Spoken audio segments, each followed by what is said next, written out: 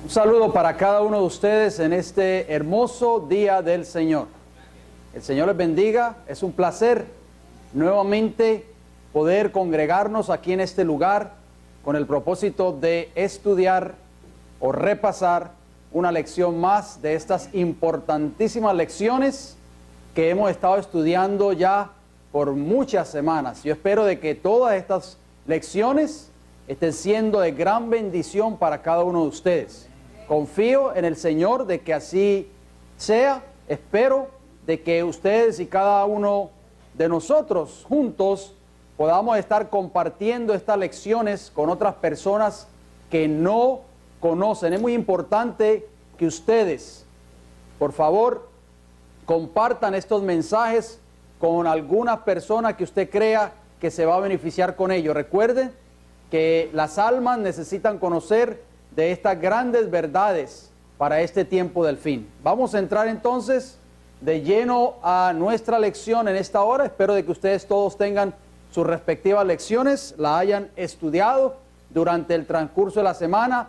La serie que lleva como título el mensaje del tercer ángel y el libro de Apocalipsis. Así que ya estamos entrando a otros temas muy importantes acerca del libro de Apocalipsis. Así que vamos, con la ayuda del Señor, a estudiar temas muy importantes en las próximas lecciones. Así que yo les pido, por favor, de que no se pierda ninguno de estos temas. Quiero decirles también, para beneficio de las personas aquí presentes, que estos temas están siendo grabados simultáneamente en video para que ustedes los puedan obtener y así ustedes también puedan repartirlo a otras personas que ustedes conozcan, algún familiar, algún vecino, algún compañero de trabajo, alguien que usted crea que se pueda beneficiar con estos mensajes.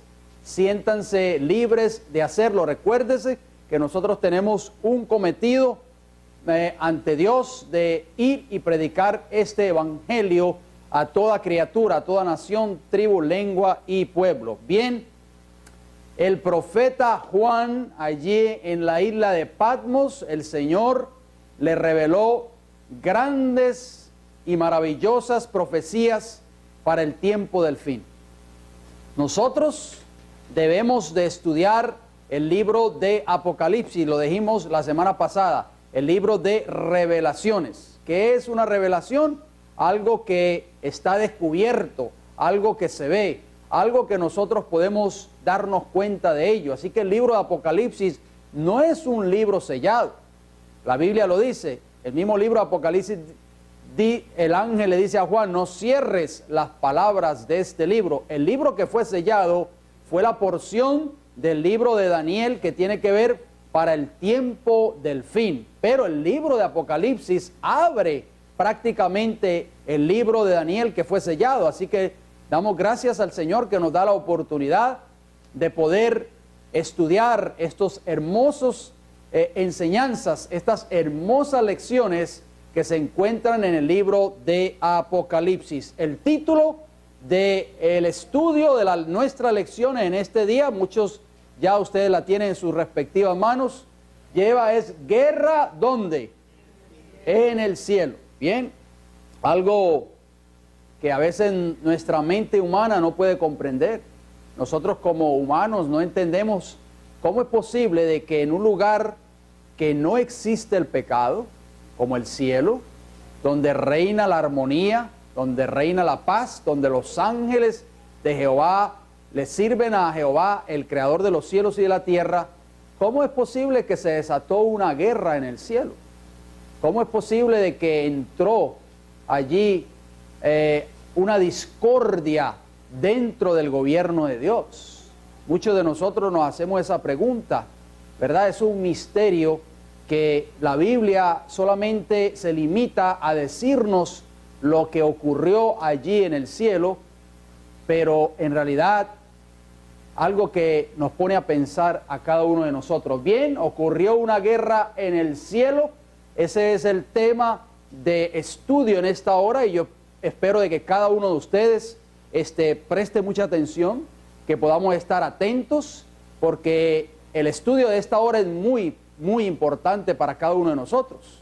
Así que les sugiero por favor de que se concentren y de que podamos nosotros darnos cuenta de que estamos envueltos, óigalo bien, nosotros, no solamente en el cielo, sino que nosotros también estamos envueltos en dicha guerra. ¿Me están escuchando, verdad? Cada uno de nosotros estamos en guerra para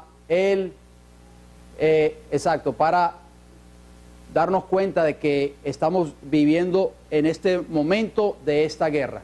La lección, ¿verdad? Ok, Jorgito.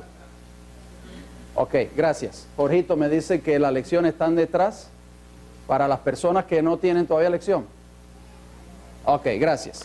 Bien, vamos entonces a nuestra primera pregunta que aparece allí en sus pantallas, en sus respectivas lecciones. Dice, ¿con quién se originó el pecado? ¿Con quién se originó el pecado? Porque muchas personas piensan o creen de que el pecado comenzó en esta tierra cuando nuestros primeros padres desobedecieron a Dios y entró el pecado en ocasión del jardín del Edén. Pero no, la Biblia responde esa pregunta en 1 de Juan, capítulo 3, versículo 8, dice, el que practica el pecado es ¿de quién? Del diablo, porque el diablo peca ¿desde cuándo? Desde el principio. Para esto apareció el Hijo de Dios, para deshacer las obras del diablo. Así que es muy importante que nosotros nos demos cuenta de lo que dice allí ese texto que acabamos de leer, 1 de Juan 3, 8. El diablo peca ¿desde cuándo? Desde el principio, desde el mismo principio, desde el cielo.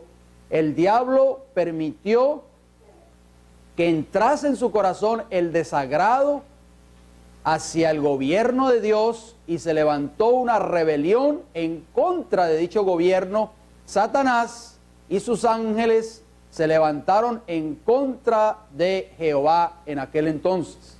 Bien, Apocalipsis capítulo 12, versículo 9, abunda un poco más en cuanto a eso. Dice así, y fue lanzado fuera el gran dragón, la serpiente antigua, que se llama Diablo y Satanás, el cual engaña al mundo entero. ¿A cuántos engaña Satanás?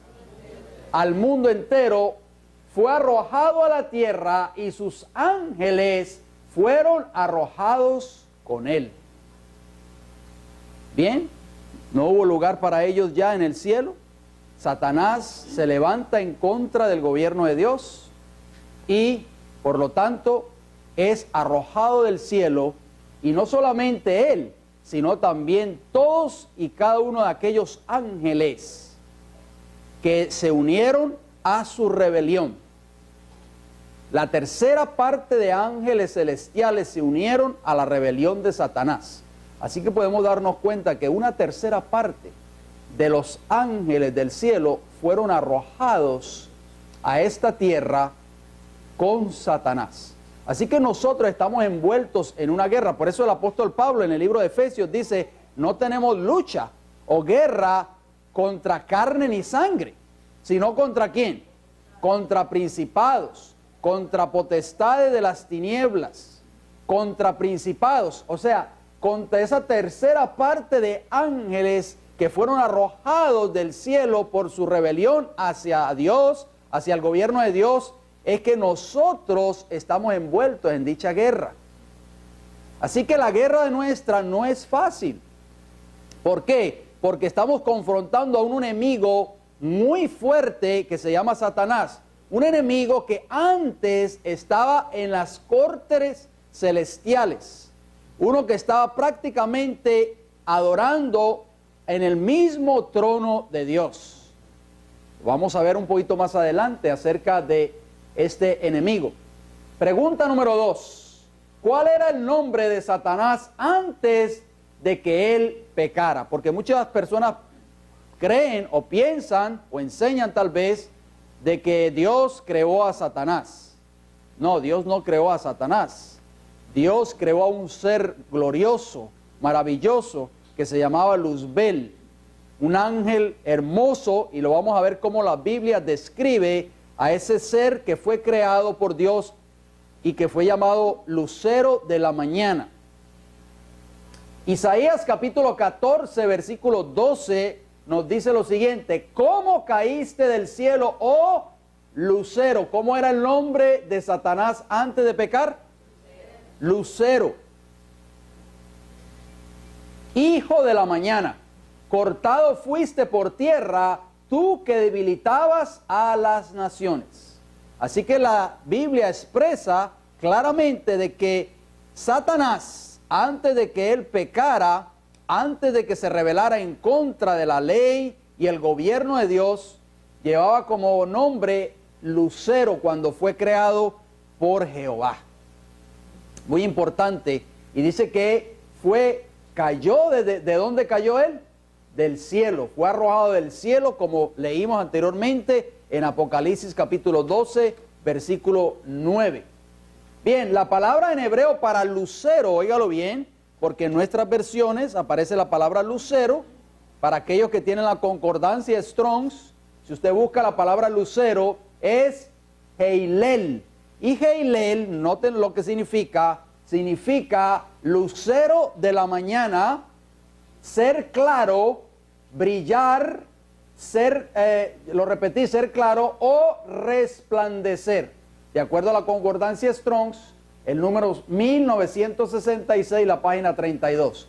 O sea que cuando Satanás, que no era Satanás en ese entonces, sino que era lucero de la mañana, era un ser que brillaba, resplandecía.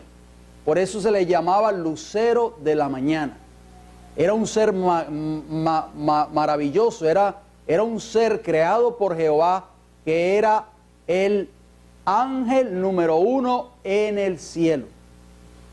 Bien, era el príncipe, en otras palabras, allí de todos los ángeles. Ezequiel capítulo 28, versículo 14, lo describe de otra manera. Dice Ezequiel 28, 14, tú, querubín grande, protector, yo te puse en el santo monte de Dios, allí estuviste en medio de las piedras de fuego, te paseabas. ¿Cómo se le conoce también o se le conocía al lucero de la mañana? Era un ¿qué? Un querubín grande y protector. Muy interesante. Vamos a abundar un poquito acerca de lo que la Biblia habla acerca de lo que era un querubín. Bien, ¿dónde se encontraban los querubines en el santuario? Nosotros estudiamos acerca del libro de Daniel, estudiamos acerca del santuario. ¿Cuántos de ustedes recuerdan dónde se encontraban los querubines en el santuario? A ver. En el arca, ¿verdad? Sobre la tapa del propiciatorio, en el lugar santísimo, muy importante. Éxodo 25, 18 y 19 responde esa pregunta. Harás también 2 querubines de oro, labrados a martillo, los harás en los 2 extremos del propiciatorio. Ahí ustedes pueden ver ahí esa imagen. ¿Dónde se encontraban esos 2 querubines? ¿Dónde? En la tapa del propiciatorio. El propiciatorio era la tapa que cubría el arca del pacto. Nunca se les olvide eso, por favor. Versículo 19, ¿qué dice? Harás pues un querubín en un extremo y un querubín en el otro extremo. De una pieza con el propiciatorio harás los querubines en sus 2 extremos. ¿Dónde se encontraban los querubines entonces? ¿Dónde? Bien, les hago una pregunta una vez más. Ya ustedes han estudiado esos temas. ¿Qué se manifestaba en medio de los 2 querubines?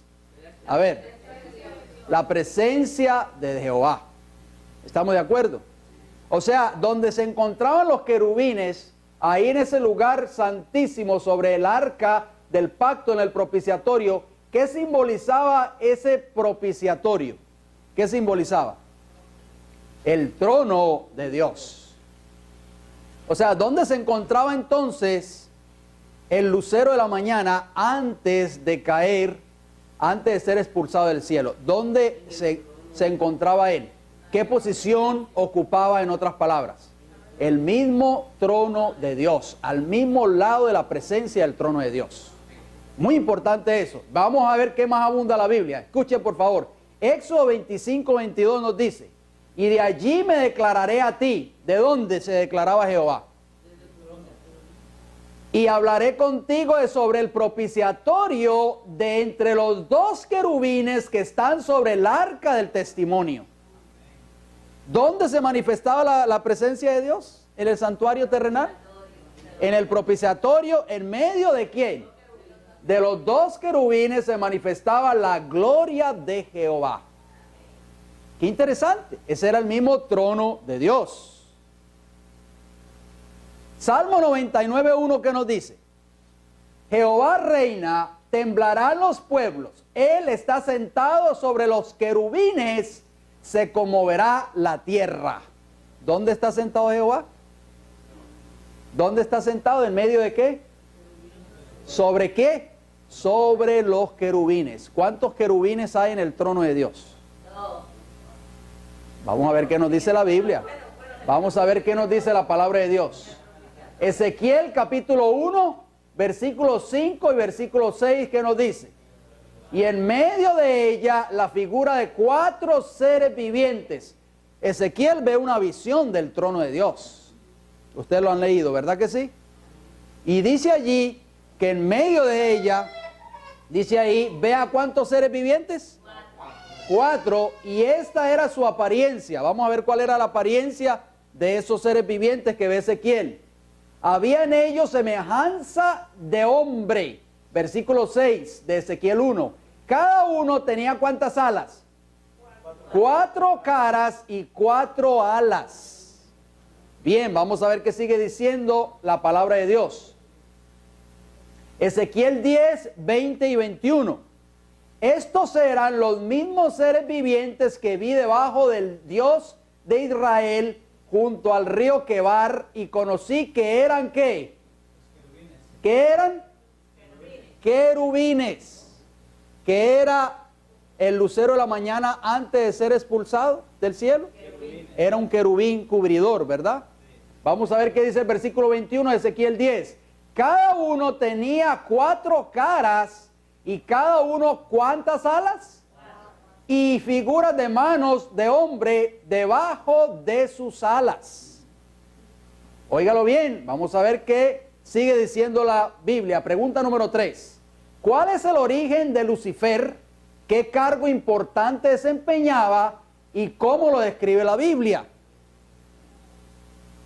Ezequiel 28, 13 y 15 nos dice lo siguiente: en Edén, en el huerto de Dios estuviste, de toda piedra preciosa era tu vestidura, de cornalina, topacio, jaspe, crisólito, berilo y ónice, de zafiro, carbunclo, esmeralda y oro. Los primores de tus tamboriles y flautas estuvieron preparados para ti en el día de tu creación. Vamos a ver qué nos dice el versículo 15. Perfecto eras en todos tus caminos desde el día que fuiste creado hasta que se halló en ti, ¿qué cosa? ¿Cómo fue creado Luzbel o el lucero de la mañana? Que posteriormente llegó a ser Satanás. Perfecto. Era un ser creado perfecto. Bien. Ezequiel 28, 12, ¿qué nos dice? Tú eras el sello de la perfección, lleno de sabiduría y acabado de hermosura. Así que cuando ustedes oigan esa historia de que Satanás es un ser horripilante, con cuernos, con una cola larga, todo eso son historias inventadas por el ser humano. Eso viene de la mitología. Satanás, antes de ser arrojado del cielo, cuando fue creado, era un ser ¿qué? Perfecto, lleno de sabiduría y acabado en ¿qué? De hermosura. Era un ser hermoso porque fue creado por Jehová. ¿Qué ocurrió en la vida de Lucifer que lo condujo al pecado? Vamos a ver qué responde la Biblia. Ezequiel 28, 17. Se enalteció tu corazón a causa de tu hermosura. ¿Cómo era él? Hermoso. Corrompiste tu sabiduría a causa de tu esplendor. Yo te arrojaré por tierra, delante de los reyes te pondré para que miren en ti. ¿Cuál fue el pecado de ese ser maravilloso, lucero de la mañana, que posteriormente llegó a ser Satanás? Se enalteció su corazón a causa de ¿qué? De su hermosura. Tengamos mucho cuidado con eso.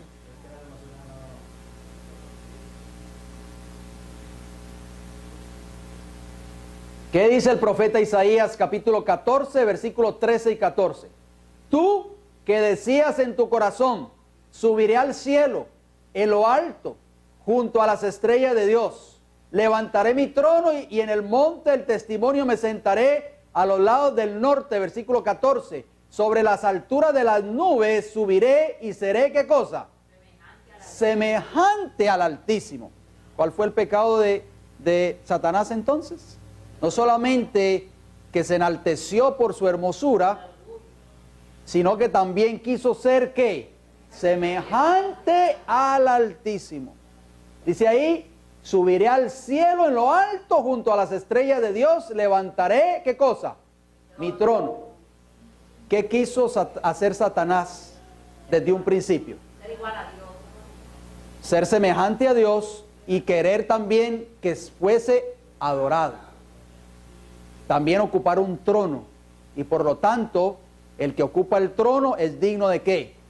De adoración, de honra, de obediencia. Eso fue lo que Satanás quiso desde el principio. Pregunta número 5.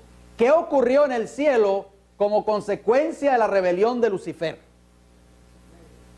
Apocalipsis 12, 7 y 8, ¿qué nos dice?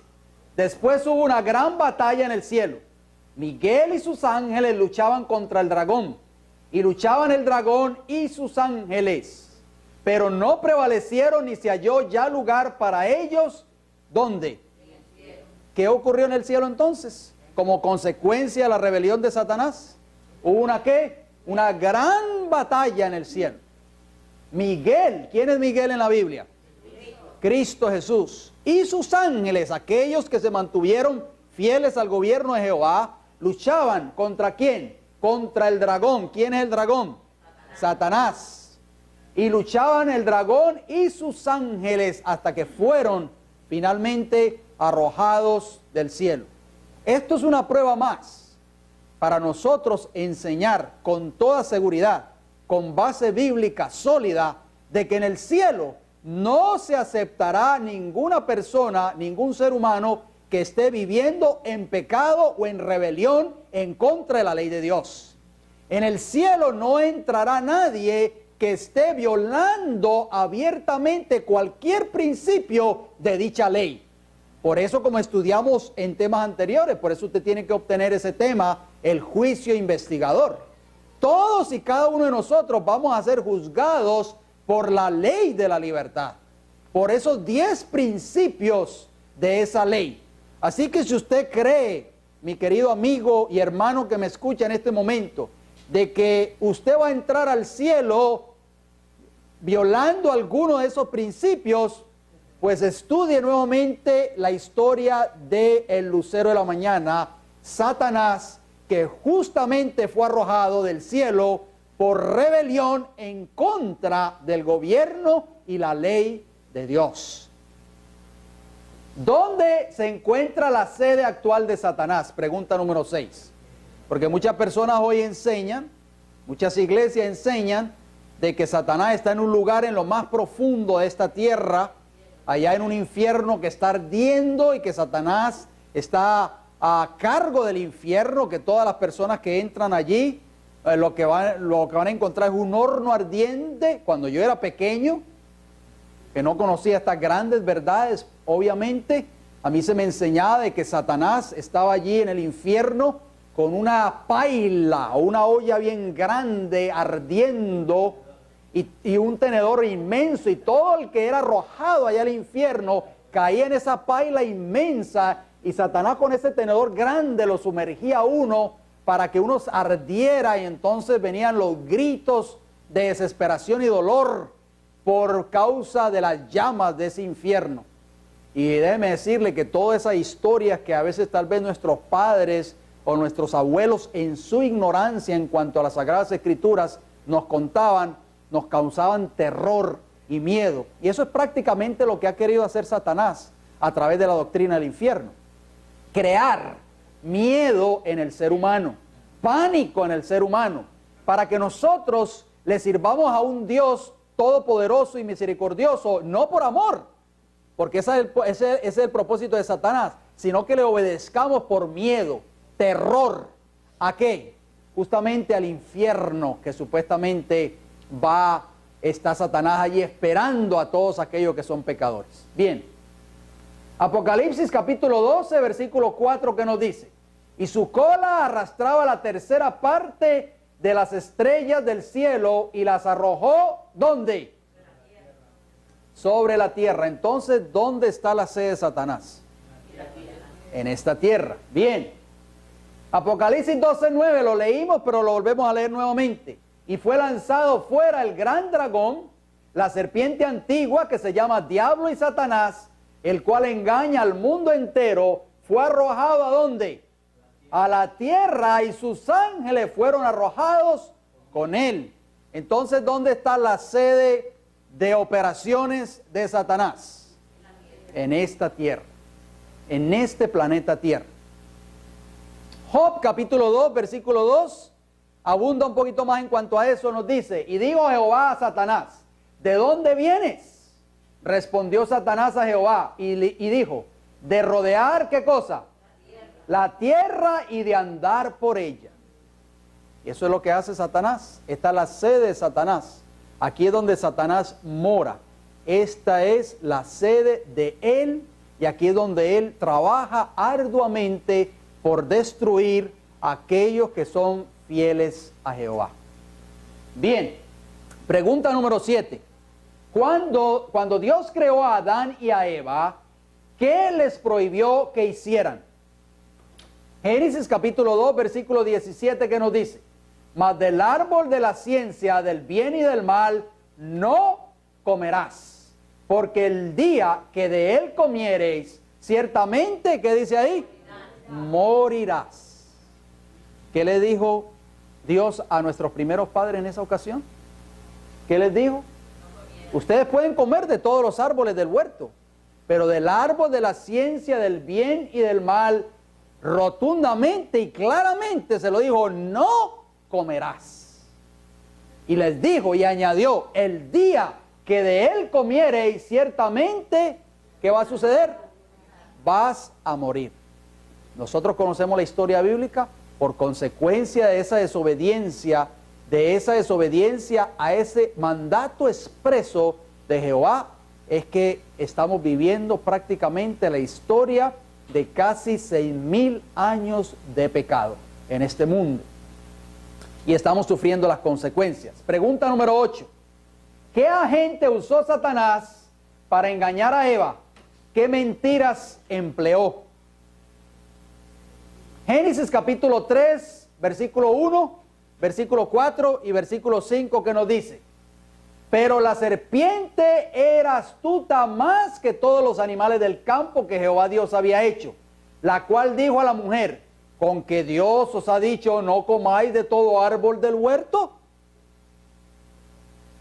¿Qué animal usó entonces Satanás para tentar a Eva y posteriormente hiciera que cayera a Adán también por causa de Eva? La serpiente. Bien. Versículo 4. Entonces la serpiente dijo a la mujer: no moriréis. ¿Qué le dijo la serpiente a la mujer? ¿Qué les había dicho Dios anteriormente si comían de ese fruto? ¿Que iban a qué? Entonces, ¿a quién creemos nosotros? ¿A Dios o a Satanás? A Jehová Dios. Esta es la triste historia del mundo hoy, que la gran mayoría de las personas están creyendo la primera mentira de Satanás: no moriréis. Y es por eso que Satanás, basado en esa mentira, Esa es prácticamente la base del espiritismo moderno hoy, si ustedes no lo sabían. Según esta enseñanza del espiritismo y según la enseñanza que ha penetrado en muchos cuerpos religiosos hoy, ¿qué enseña cuando una persona muere? Que usted se va ¿a dónde? Bien sea al cielo, si era buena, o si era malo al infierno, o si era más o menos ni muy bueno ni muy malo, ¿a dónde? Al purgatorio. O sea, esa persona no muere, sino que está viva. Bien sea al cielo va a estar viva, o bien sea en el infierno va a estar vivo, quemándose por toda la eternidad, o el purgatorio. ¿Y qué le dijo Satanás a la mujer? No, ¿qué cosa? Moriréis. Y es por eso que Satanás, que es un ser inteligente o no, ya lo vimos en Ezequiel y en Isaías, fue creado en perfección, era un ser inteligente, era hermoso. ¿Y qué decía el libro de Apocalipsis, capítulo 12, versículos 7 al 9? Que engaña a ¿cuántas personas? Al mundo entero. Esa primera mentira, que es la base para el espiritismo moderno, Satanás la ha disfrazado en una forma bien bonita dentro del cristianismo moderno hoy, si ustedes no lo sabían. Satanás no usa a los ministros populares hoy desde el púlpito para que digan mentiras en una forma abierta y descarada, porque va a ser descubierto, porque él es un ser muy sutil. Disfraza la mentira, así como se la disfrazó a Eva cuando la tentó allí en el jardín del Edén. Y déjenme decirle, ¿qué quiero decirles con esto? Simplemente que cuando Satanás dice no moriréis, le está diciendo en otras palabras a Eva, come del fruto prohibido, o sea, peca, desobedece a Dios, que de todas maneras no vas a ¿qué? A morir. Muchos hoy, ministros, inclusive detrás de sus púlpitos en su respectiva iglesia, están enseñando que si la persona viola indiscriminadamente cualquier mandamiento de la ley de Dios, de todas maneras, el Señor no va a contarlo, no lo va a contar y va a ser salvo en el tiempo del fin. ¿Será verdad eso? ¿Qué ustedes creen? Satanás sigue usando la misma mentira que usó al principio en el Edén. Come, o sea, peca, que no vas a ¿qué? No vas a morir. Viola cualquiera uno de esos mandamientos de la ley de Dios, porque el pecado ¿qué es? Transgresión de la ley de Dios, de acuerdo a 1 Juan 3:4. En otras palabras, Satanás le dice hoy al mundo religioso, no te preocupes, viola cualquier principio de la ley de Dios, que de todas maneras vas para el cielo. ¿Será verdad eso? ¿Qué dice Génesis capítulo 3, versículo 5? Sino que sabe Dios que el día que comáis de él, serán abiertos vuestros ojos y seréis como Dios, sabiendo el bien y el mal. ¿Fueron abiertos los ojos de ellos? ¿Supieron el bien y el mal? ¿Sí o no? Sí. En otras palabras, Satanás dijo una mentira y la mezcló ¿con qué? Con una parte de verdad. Mentira más verdad igual a ¿qué? A mentira.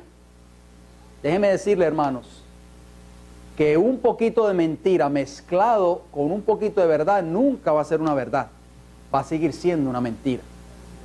Tengamos mucho cuidado, porque eso es lo que Satanás está usando hoy en el mundo. Esa es su obra de arte magistral. Mezclar ¿qué cosa? La verdad con el error. Por eso nosotros tenemos que tener nuestras mentes abiertas a la iluminación del Espíritu Santo. Porque en el tiempo del fin Satanás está usando la mentira y la está mezclando con la verdad para confundir a miles y millones de personas. Juan capítulo 8, versículo 44, ¿qué nos dice? Vosotros sois ¿de quién? De vuestro padre el diablo, le dijo a los judíos. Y los deseos de vuestro padre queréis hacer. Él ha sido homicida desde el principio y no ha permanecido en la verdad. ¿Se da cuenta? Satanás nunca ha permanecido en la verdad. Porque no hay verdad en él. Cuando habla mentira, de suyo habla, porque es mentiroso y padre ¿de qué cosa? De mentira. Así que Satanás está usando hoy en el tiempo del fin a muchas personas para promover un evangelio mentiroso, falso, y así engañar a millones y millones de personas. Y tristemente, muchas personas están creyendo hoy las mentiras de Satanás. Vamos a hablar un poquito acerca de las trampas de Satanás. Preste mucha atención a esto porque hay varias trampas de Satanás que las vamos a leer brevemente. Si usted quiere anotar esas declaraciones, lo pueden hacer. Primera trampa, el conflicto de los siglos, página 572. Satanás tiene muchas trampas, óigalo bien, porque es un ser que fue creado perfecto en el principio, un ser súper inteligente.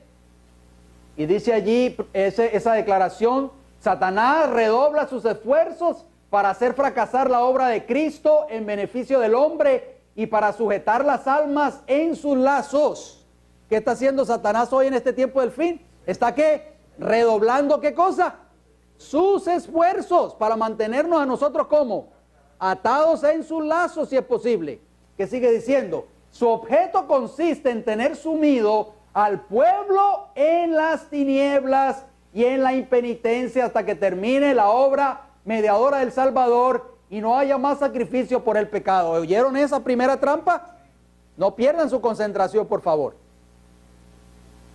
Esa primera trampa, ¿en qué consiste? Número 1, en mantener al pueblo de Dios atado en sus lazos. Y número 2, al pueblo. ¿A cuál pueblo? ¿Dice a los impíos? ¿Dice ahí esa declaración a los impíos? Al pueblo profeso de Dios, mantenerlo ¿en qué? En tinieblas y en la impenitencia hasta que termine la obra mediadora del Salvador y no haya más sacrificio por el pecado. ¿Qué está haciendo Cristo Jesús hoy? Si usted va y le pregunta a una persona que dice ser profesa del pueblo de Dios y le pregunta qué está haciendo Cristo Jesús ahora mismo en el santuario celestial, muchos de ellos no saben qué responderle, no saben. No saben que se está llevando una obra de borrar los pecados. No saben cuándo comenzó esa obra. No saben que en este momento se está llevando un juicio investigador. Y ese es el propósito de Satanás, mantener las mentes en tinieblas sobre esa obra maravillosa que está haciendo Jesús por cada uno de nosotros en el santuario celestial. ¿Están entendiendo? Por eso es que es importante estudiar la doctrina del santuario. Bien. Trampa número 2. Está en el conflicto de los siglos, la página 572, lo pueden apuntar. Dice así: cuando ve al ministro de Dios escudriñar las escrituras, toma nota del tema que va a ser presentado a la congregación y hace uso de toda su astucia y pericia para arreglar las cosas de tal modo que el mensaje de vida no llegue a aquellos a quienes está engañando precisamente respecto del punto que se ha de tratar. ¿Qué hace Satanás cuando ve al ministro preparando los sermones? ¿Qué hace? Toma nota de todo lo que se va a presentar ese sábado, ese día de servicio en la iglesia. Y dice ahí que va a causar o va a arreglar las cosas de tal modo que ese mensaje de vida no llegue a aquellos que lo necesitan. ¿Ustedes saben eso? Pero es por eso que nosotros cuando venimos a este lugar, tenemos que venir con un espíritu de adoración, hermanos. No vengamos soñolientos, por favor. No vengamos con pereza. No vengamos aburridos. Vengamos con un espíritu de adoración para que el Señor pueda derramar sus bendiciones, porque Satanás va a impedir, bajo cualquier circunstancia, de que usted se beneficie con el mensaje de la palabra de Dios ese día. Trampa número 3, el conflicto de los siglos, la página 573, noten lo que dice. Bien sabe Satanás que todos aquellos a quienes pueda inducir a descuidar, ¿qué cosa? La oración y el estudio de las Sagradas Escrituras serán vencidos por sus ataques. De aquí que invente televisión. No está ahí en esa cita, obviamente, porque no existía la televisión en ese entonces, pero eso yo lo agrego ahí para hacerle énfasis. De ahí que invente cuanta estratagema le es posible para tener las mentes, ¿cómo? Distraídas. Esa es una arma muy, pero muy eficaz de Satanás. Hacer que nosotros descuidemos dos cosas muy importantes: la oración y ¿qué cosa? Y el estudio de las Sagradas Escrituras. Si nosotros descuidamos esas dos cosas importantes que dice ahí, que seremos fácilmente vencidos por sus ataques. ¿Están escuchando, hermanos? Bien, trampa número 4, el conflicto de los siglos, la página 574. Dice, el gran seductor dispone de muchos agentes listos para presentar cualquier error, para engañar a las almas, herejías preparadas para adaptarse a todos los gustos y capacidades de aquellos a quienes quiere arruinar. Satanás va a traer un montón de herejías, o va a tratar de incorporar un sinnúmero de herejías a la iglesia. Dice ahí, contra aquellos a quienes quiere ¿qué? Arruinar. Sigue diciendo esa declaración. Parte de su plan, óigalo bien, preste mucha atención, consiste en introducir en la iglesia elementos irregenerados y faltos de sinceridad, elementos que fomenten la duda y la incredulidad y sean un obstáculo para todos los que desean ver adelantar la obra de Dios y adelantar con ella. ¿Están escuchando? Oh, a mí me han enseñado toda la vida de que Satanás está sacando a la gente de la iglesia. ¿No le han enseñado a ustedes eso? ¿No han oído algunos días ese mensaje? Que es el propósito de Satanás, sacar a la gente de la iglesia. Pero esta cita me dice claramente que va a traer gente a la iglesia. Pero esas personas son personas irregeneradas. Son personas no consagradas. Que van a traer ¿qué cosa? Duda. Van a traer incredulidad. Van a fomentar un sinnúmero de duda e incredulidad. Y van a ser un obstáculo para que la obra del Señor prospere. Y déjenme decirles que nosotros aquí en esta iglesia hemos confrontado ya eso muchas veces. Aquí han venido personas irregeneradas, inconsagradas, que han querido hacer un obstáculo y una piedra de tropiezo para esta obra que nosotros tenemos aquí en este lugar. ¿Y esas son qué? ¿Artimañas de quién? De Satanás. Trampa número 5, el conflicto de los siglos, página 577, que nos dice: una de las seducciones magistrales de Satanás consiste en mantener a los espíritus de los hombres investigando y haciendo conjeturas sobre las cosas que Dios nos ha dado a conocer y que no quiere que entendamos. Así fue como Lucifer perdió su puesto en el cielo. ¿Escucharon eso? Oh, a mí me encanta estudiar de este tema, que no ha sido revelado, pero me meto en él y voy a salir con un montón de disparates. Y eso es lo que quiere Satanás, que nosotros empecemos a investigar y a hacer conjeturas de cosas que Él no ha revelado en su palabra. ¿Cuántos hoy están haciendo eso? ¿Cuántos hoy están enseñando un sinnúmero de herejías y de mensajes y lo están proliferando por el mundo entero de cosas que no han sido reveladas en la palabra de Dios? Poniendo fechas para la segunda venida de Cristo. Esa es una de ellas. Esos son falsos apóstoles y falsos cristos. Y van a seguir chasqueándose hasta que Cristo venga. ¿Por qué? Porque Cristo lo dijo claramente en Mateo 24. Eso lo estudiamos la semana pasada. El día y la hora nadie lo sabe. Pero estas personas que se creen más inteligentes que Dios se han dado la tarea de investigar y hacer conjeturas, a sacar fechas y a tirar cómputos y a decir: Cristo viene en tal fecha y en tal día, en tal mes y en tal lugar. ¿Qué chasco se van a llevar? Estas personas están siendo instrumentos de Satanás. Pregunta número 9. ¿Era algo tan malo comer un pedazo de fruta?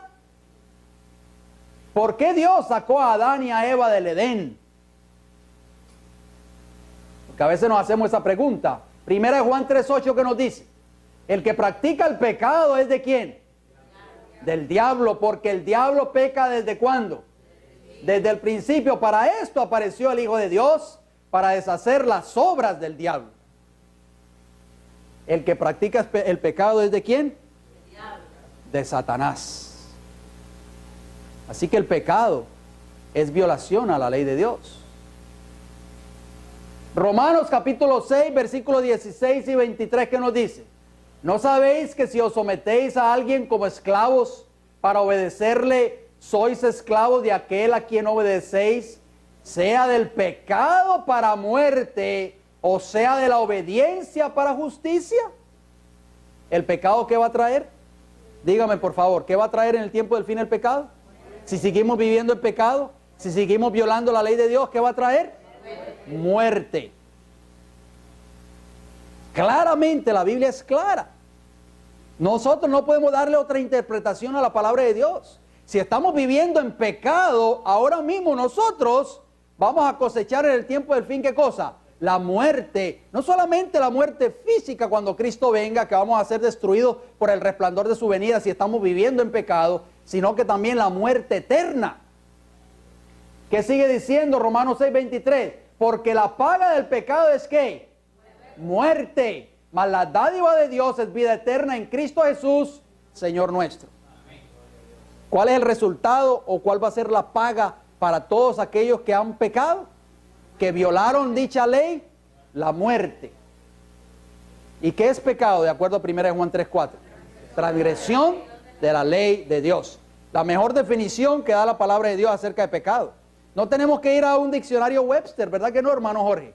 No tenemos que ir a la enciclopedia británica, dicho tomo tal, y buscar la definición de pecado. La Biblia es clara. Pecado es transgresión de la ley de Dios. Y acabamos de leer en Romanos capítulo 6, versículo 23. La paga del pecado, o sea, la consecuencia del pecado es la muerte. Por eso Cristo vino a morir por cada uno de nosotros a esta tierra. ¿Por qué? Porque cuando entró el pecado en este mundo, se violó una ley. Porque el pecado es transgresión de la ley. Había una ley. No estaba tal vez en tablas de piedra, como muchos quieren hoy enseñar, de que la ley fue dada solamente para los judíos en ocasión del monte Sinaí. No. Nuestros primeros padres tenían esa ley, pero la tenían grabada en su corazón. ¿Cómo supieron ellos cuando habían desobedecido a Dios? ¿Cómo supieron ellos que habían pecado? ¿Por qué se escondieron? Porque ellos sabían de que había una ley y que habían violado un principio, habían desobedecido dicha ley. Y déjeme decirle a cada uno de ustedes que nosotros, si estamos violando un principio de esa ley, o si violamos alguno de esos principios de esa ley, también vamos a ser excluidos del reino de los cielos en el tiempo del fin. Cristo le va a decir a esas personas cuando Él venga: apartados de mí, no os conozco, hacedores de iniquidad o maldad. Pregunta número 10. ¿Cuáles son algunos de los métodos de Satanás para perjudicar, engañar, desanimar y destruir a las personas? Mateo 24:24, ¿qué nos dice? Porque se levantarán, ¿qué? Falsos cristos y falsos profetas, y harán grandes señales y prodigios, de tal manera que engañarán, si fuere posible, aún ¿a quién? A los escogidos. Oh, Satanás no repara a nadie. Él va a tratar de engañar, si fuere posible, aún a los escogidos. ¿Qué medios va a usar en el tiempo del fin? Falsos cristos y ¿qué? Y falsos profetas. O noten bien que dice que van a hacer grandes señales y prodigios, o sea, milagros. Muchas personas hoy, cuando ven milagros, bien sea en vivo o en directo o a través de la televisión, llegan a la conclusión: este es el poder de Dios. Pero dice la Biblia que Satanás también en el tiempo del fin va a hacer ¿qué? Milagros. Y eso lo vamos a estudiar en otro tema posterior, cuando entremos más adentro al libro de Apocalipsis. Oigan bien lo que les voy a decir ahora. Los milagros en el tiempo del fin no es una prueba contundente para nosotros decir: ese movimiento, esa iglesia es de Dios. Porque Satanás también va a hacer ¿qué? Milagros y prodigios, señales. Bien, los ataques de Satanás, ¿contra quién van dirigidos especialmente? Bien, vamos a ver qué nos dice, ¿qué ustedes ven ahí? ¿Contra quién? Satanás se deleita en destruir a las familias. Ese es su blanco de ataque número uno. ¿Por qué? Porque las familias componen ¿qué cosa? La iglesia. La iglesia está compuesta de ¿cuántas familias? De 2, 3, 4, 5, 10, 15, 20 familias. Y eso es la iglesia, el pueblo de Dios, las almas fieles. Por eso Satanás se ha dado la tarea de atacar especialmente ¿a quién? A la familia. Joya de los testimonios. El tomo 1, la página 107, noten lo que dice esa declaración. Nuestros esfuerzos para resistir los ataques de Satanás deben ser fervientes y ¿cómo? Perseverantes. Él dedica su fuerza y habilidad a tratar de apartarnos del camino recto. ¿Qué es lo que quiere hacer Satanás? ¿Apartarnos de qué? Del camino recto. Sigue diciendo, Él vigila nuestras salidas y entradas a fin de hallar oportunidad de perjudicarnos o destruirnos. ¿Qué quiere hacer Satanás? ¿Ser nuestro amigo? ¿Sí o no? Destruirnos. Por eso que nosotros no debemos de jugar con el pecado. Por eso que nosotros no debemos de entrar en terreno encantado de Satanás. Muchos hoy, cristianos profesos, quieren entrar en terreno encantado de Satanás. Pero el objetivo de Satanás no es ser nuestro amigo. Dice que quiere ¿qué? Destruirnos y perjudicarnos. Y dice ahí que Él vigila nuestras salidas y nuestras entradas. Cuando nosotros salimos por la puerta de nuestros hogares cada mañana, bien sea para nuestro trabajo, para la escuela, para cualquier lugar, para la iglesia, para donde sea, Satanás nos está vigilando. Cuando nosotros regresamos a nuestros hogares, Satanás nos está vigilando constantemente. No pierde su mirada de nosotros. Los instrumentos que emplea para lograr sus propósitos y arrojar sus dardos encendidos son a menudo, ¿quiénes? Los miembros de nuestras propias familias. Oh, qué triste eso, hermanos.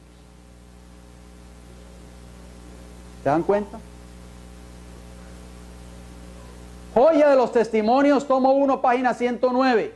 A menos que dominemos nuestras palabras y genio, somos esclavos de Satanás y estamos sujetos a él como cautivos suyos. Cada palabra discordante, desagradable, impaciente o malhumorada es una ofrenda presentada a su majestad satánica. Yo creo que nosotros tenemos que pedirle al Señor que nos ayude. Porque cada palabra discordante que se oye en un hogar, cada grito, cada insulto, cada mala palabra, es una ofrenda presentada ¿a quién? A nuestra majestad satánica. Y es una ofrenda costosa, sigue diciendo esa declaración, más costosa que cualquier sacrificio que podamos hacer para Dios, porque destruye la paz y felicidad de familias enteras, destruye la salud y puede hacernos perder finalmente una vida eterna de felicidad. ¿Escucharon eso, hermanos? Si nosotros estamos empleando ese vocabulario en nuestros hogares, pidámosle al Señor que nos ayude, porque esto va a traer destrucción y Satanás está empleando ese medio para destruir la familia y como consecuencia destruir ¿qué cosa? La iglesia, porque ya lo dije anteriormente, la iglesia está compuesta de familias. Nuestros hogares y nuestras vidas, el blanco de ataque de Satanás. Oh, Conflicto de los Siglos, página 571, ¿qué nos dice? El poder y la malignidad de Satanás y su hueste podrían alarmarnos con razón, si no fuera por el apoyo y salvación que podemos encontrar en el poder superior de nuestro Redentor. Gracias a Jesús, que Satanás no puede destruirnos, porque gracias a la misericordia de Jesús, Cristo todavía tiene misericordia de nosotros y nos protege de los ataques de Satanás. Noten lo que dice la segunda parte de esa declaración. Si se les dejara a Satanás y a su hueste que nos tocaran, como sucedió con el caso de Job, ¿qué va a pasar? Dice ahí, nos trastornarían la razón, nos desquiciarían y torturarían el cuerpo, destruirían nuestras propiedades y nuestras vidas. Solo se deleitan en el mal y en la destrucción. ¿Están escuchando, hermanos? Si Dios le permite a Satanás que nos toque, ¿qué haría Satanás con nosotros? Nos desquiciaría y nos torturaría el cuerpo y destruiría nuestras propiedades y nos trastornaría la razón, nos volveríamos locos, desquiciados, esquizofrénicos. Y dice que destruiría nuestra propiedad y nuestra propia vida, mis hermanos. ¿Se dan cuenta? Por eso es que tenemos que darle gracias a Dios. Alabado sea el Señor cada uno de nosotros y cada día de nuestras vidas. Porque Dios en su infinito amor y en su infinita misericordia impide que Satanás nos toque nuestras vidas, toque la vida de nuestros hijos, nuestras propiedades, nuestros hogares. Nos acostamos todas las noches, a veces ni oramos. Nos levantamos todas las mañanas, ni oramos. Pero la misericordia de Dios nos protegió durante la noche de las huestes de Satanás. Nos sentimos aburridos por venir tan siquiera a la iglesia. Nos da pereza levantarnos temprano un sábado por la mañana. Hermanos, estamos envueltos en una guerra. No podemos seguir con nuestra situación espiritual que estamos llevando hasta este momento. Cada vez que nos levantamos nuestra cama, abrimos nuestros ojos ante un nuevo día, tenemos que darle gloria y honra a Dios. Caer de rodillas y Señor, gracias por tu misericordia. Gracias por tu poder protector. Porque has cuidado a mi esposa, a mis hijos, a mi hogar, a mi familia. La iglesia remanente es el ataque de Satanás. Enfoca especialmente a esta iglesia. Joya de los testimonios, tomo 2. Óigalo bien, apunten esas citas. Páginas 175 y 176, ¿qué nos dice? La iglesia remanente será puesta en grave prueba y angustia. ¿Cuál iglesia? La iglesia remanente, óigalo bien. Los que guardan los mandamientos de Dios y la fe de Jesús sentirán, ¿qué cosa? La ira del dragón y su hueste. ¿Están escuchando? ¿Quiénes son los que van a experimentar la ira del dragón? Los que guardan los mandamientos de Dios, dice ahí, y la fe de Jesús. Satanás considera a los habitantes del mundo súbditos suyos. Ha obtenido el dominio de las iglesias apóstatas. Pero ahí está ese pequeño grupo que resiste su supremacía. Si él pudiese borrarlo de la tierra, su triunfo sería completo. Oh, mis hermanos, Satanás sabe de que aquí hay un remanente en esta tierra, de que hay un pequeño grupito de 2 o 3 disidentes por allí que guardan los mandamientos de Dios, tienen la fe de Jesús. Él quiere borrarlos, extirparlos de este planeta Tierra. Si le fuera posible, dice ahí, si pudiera, si Dios se lo permitiera, los extirparía de esta tierra. ¿Por qué? Porque Él tiene en sus manos a todas esas iglesias que han apostatado de la verdad. Todas esas iglesias que se han apartado de estas grandes verdades, que han apostatado de ellas, son súbditas ¿de quién? De Satanás.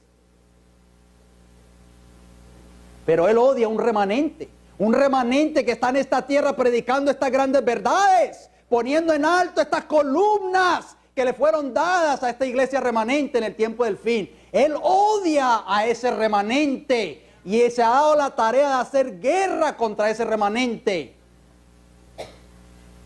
Pregunta número 11. ¿Cuán poderosas y eficaces son las tentaciones y estrategias de Satanás?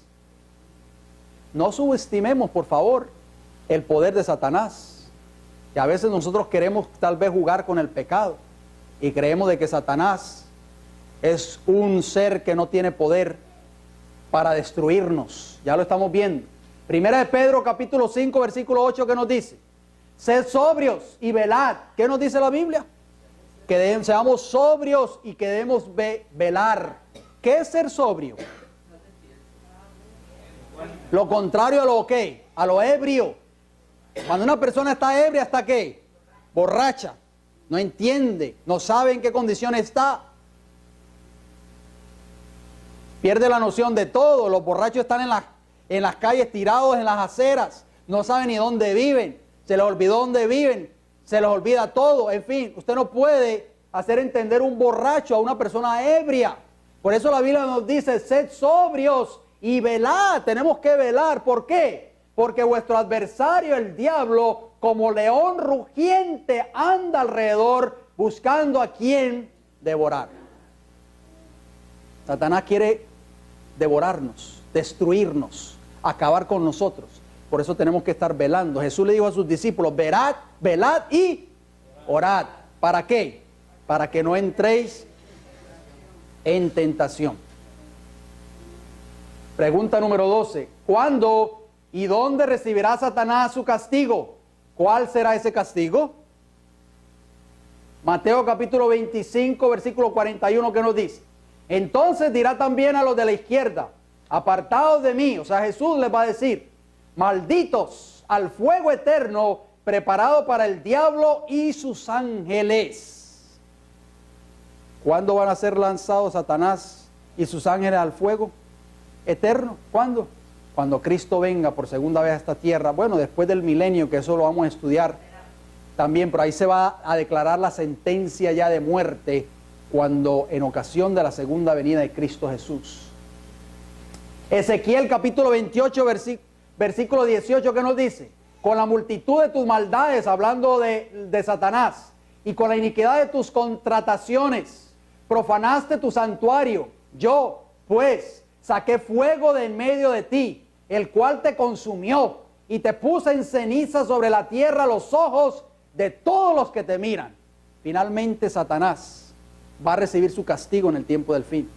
Y dice ahí claramente que va a ser ¿qué? Va a ser consumido por el fuego eterno, por el fuego que viene de parte de Dios. Y va a ser ¿qué? Va a ser ceniza sobre toda la tierra y a los ojos de todos los que te miran, de todos los redimidos, en otras palabras. Oh, hermanos, muy pronto Satanás sabe que le queda poco tiempo, como dice Apocalipsis capítulo 12. Y muy pronto viene el castigo final contra Satanás y su hueste. Pregunta número 13. ¿Qué solucionará para siempre el terrible problema del pecado? ¿Surgirá de nuevo el pecado? ¿Qué ustedes creen? ¿Sí o no? Nahum capítulo 1 versículo 9 nos dice, ¿qué pensáis contra Jehová? Él hará consumación, no tomará venganza 2 veces de sus enemigos.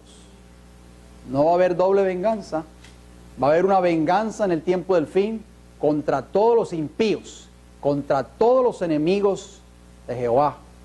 No va a tomar Jehová venganza, ¿cuántas veces? 2 veces. El pecado no se volverá a levantar nuevamente. Pregunta número 14. ¿Quién efectuará la erradicación final y completa del pecado en el universo? ¿Quién? Primera de Juan 3:8, ¿qué nos dice? El que practica el pecado es del diablo, porque el diablo peca desde el principio. Para esto apareció el Hijo de Dios, para deshacer las obras del diablo. Cristo Jesús, en el tiempo del fin, va a erradicar completamente el pecado y va a destruir a Satanás y a toda su hueste. Apocalipsis 20:10, ¿qué nos dice? Y el diablo que los engañaba fue lanzado ¿dónde? En el lago de fuego y azufre. Ese va a ser el infierno en el tiempo del fin, donde estaban la bestia y el falso profeta, y serán atormentados día y noche por los siglos de los siglos. Ahí va a ser el castigo final de Satanás y toda su hueste. Va a ser lanzado al lago de fuego y azufre. Ahí va a ser la destrucción final de Satanás, de sus ángeles, dice ahí, el falso profeta y la bestia, y de todos los impíos en el tiempo del fin. Y ahí va a terminar el pecado. Pregunta número 15, estamos terminando. ¿Cómo considera Dios a los seres humanos? Juan capítulo 3, versículo 16, ¿qué nos dice? Porque de tal manera amó Dios al mundo, que ha dado a su Hijo unigénito, para que todo aquel que en Él cree no se pierda, mas tenga vida eterna. San Juan 16, 27 dice, pues el Padre mismo os ama, porque vosotros me habéis amado y habéis creído que yo salí de Dios. Oh, mis hermanos, ¿qué queremos nosotros escoger en esta hora? El Señor nos ama. De tal manera amó Dios al mundo. De tal manera amó Dios a Jorge Velázquez. De tal manera amó Dios a Eunice. De tal manera amó Dios a Iris. De tal manera amó Dios a Miguel Sánchez. De tal manera amó Dios a Juan Esteban. De tal manera amó Dios a Carolina, a su esposo, a sus hijos, que entregó su Hijo unigénito, para que muriese por cada uno de nosotros, para darnos vida eterna. Mis hermanos, Cristo ya pagó el precio del pecado. La paga del pecado era muerte. Nosotros teníamos que pagar esa deuda. Esa deuda era la muerte, nuestras propias vidas. Pero Cristo, en su infinito amor y en su infinita misericordia, bajó del cielo, del trono de Dios, dejó su trono, dejó la adoración de sus santos ángeles, en fin, y vino a esta tierra y murió por cada uno de nosotros y pagó esa deuda que cada uno de nosotros nos tocaba pagar. ¿No nos sentimos felices, hermanos, por lo que Cristo hizo por cada uno de nosotros? Debemos de alabar y glorificar el nombre de Jesús en esta hora, ¿verdad que sí? Porque Cristo entregó su vida por nosotros, pagó esa deuda del pecado en la cruz del Calvario y quiere darte vida eterna a ti y a mí y a cada una de las personas que nos están viendo a través de este estudio. Permita al Señor que en este día cada uno de nosotros podamos abrirle nuestro corazón a Jesús y decirle: Señor Jesús, tú eres mi Salvador, tú eres mi Redentor, entra a mi corazón, entra a mi vida y forma parte de mi ser. Quiero serte fiel de ahora en adelante. He pecado como el hijo pródigo, contra el cielo, contra ti. No soy digno de llamarme tu hijo, pero en tu infinito amor y misericordia, hazme tan siquiera como uno de tus jornaleros. Pero el Señor, en su infinito amor y en su misericordia, cuando nosotros nos arrepentimos, venimos a sus pies, caemos ante sus pies y nos arrepentimos de todos nuestros pecados, Él nos cubre con su manto de justicia, hermanos. Y el Señor, Jehová, no nos mira a nosotros ya como viles pecadores, sino que nos mira a través de la justicia santa y pura de Cristo Jesús. Y nos mira como si nunca hubiésemos pecado, dignos súbditos de su reino celestial.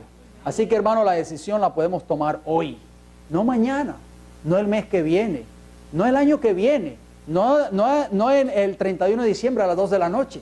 No, es ahora.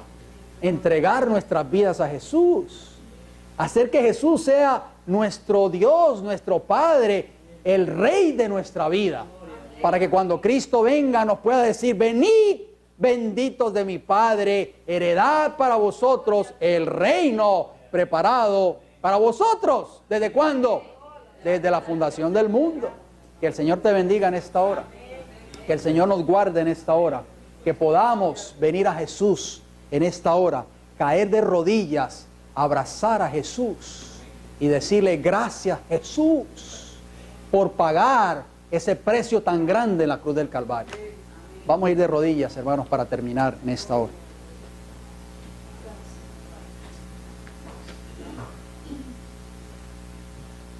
Padre Celestial, en esta hora le damos las gracias por Jesús, nuestro Salvador.